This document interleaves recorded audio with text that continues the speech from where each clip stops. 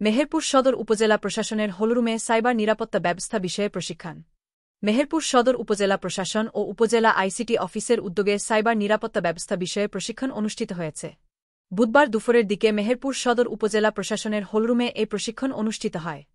মেহেরপুর সদর উপজেলা নির্বাহী অফিসার মো খায়রুল ইসলামের সভাপতিত্বে প্রশিক্ষণের মূল প্রতিপাদ্য উপস্থাপন করেন মেহেরপুর সদর উপজেলা আইসিটি অফিসার সুব্রত কুমার। বক্তব্য রাখেন সহকারী প্রকৌশলী মাহফুজুর রহমান।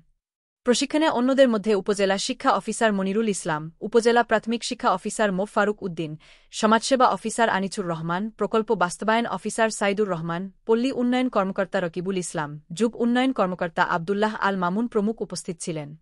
মুজিবনগর খবরে নিউজ এর জন্য যোগাযোগ করুন। আশফারুল হাসান সুমন, উপদেষ্টা সম্পাদক, মোবাইল 017222266606। শাহিদুজ্জামান রিপন, যুগ্মবার্তা সম্পাদক, মোবাইল 017230043000। অধ্যক্ষ মহসিন আলী আঙ্গুয়ার, সম্পাদক ও প্রকাশক, মুজিবনগর খবর.com, মেহেরপুর।